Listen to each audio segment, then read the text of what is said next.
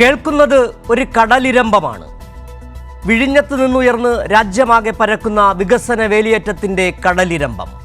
വിഴിഞ്ഞം കേരളത്തിന് മാത്രമല്ല, രാജ്യവികസനത്തിനാകെ പ്രകാശം ചൊരിയുന്ന വിളക്കുമാടമാണ്. ഒരു കൊടുങ്കാറ്റിലും കപ്പൽ ഛേദം വരാതെ വികസന തീരത്ത് നങ്കൂരമിടുന്ന ഇച്ഛാശക്തിയുടെ പേരാണ് പിണറായി വിജയൻ. നരേന്ദ്രമോദി എന്ന രാജ്യത്തിൻ്റെ പ്രധാനമന്ത്രി നന്ദി പറയേണ്ടത് കേരള ജനതയോടും പിണറായി വിജയൻ എന്ന കേരളത്തിൻ്റെ മുഖ്യമന്ത്രിയോടുമാണ്.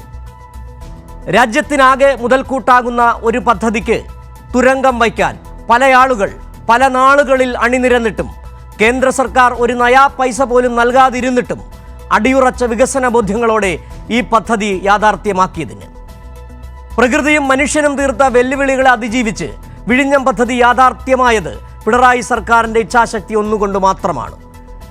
വിഴിഞ്ഞത്തിൻ്റെ ക്രെഡിറ്റ് മറ്റാർക്ക് നൽകണമെന്ന് പറഞ്ഞാലും കേരളം അത് സമ്മതിച്ചു തരില്ല. കല്ലിട്ടതാണ് കാര്യമെന്ന വീമ്പ് പറച്ചിലല്ല, നിശ്ചയദാർഢ്യത്തിൻ്റെ കരളുറപ്പാണ് കേരളത്തിന് തുടർന്നും വേണ്ടതെന്ന് ഉറക്കെ പറയുകയാണ് വിഴിഞ്ഞത്ത് നിന്നുയർന്ന വിജയഗാഥ.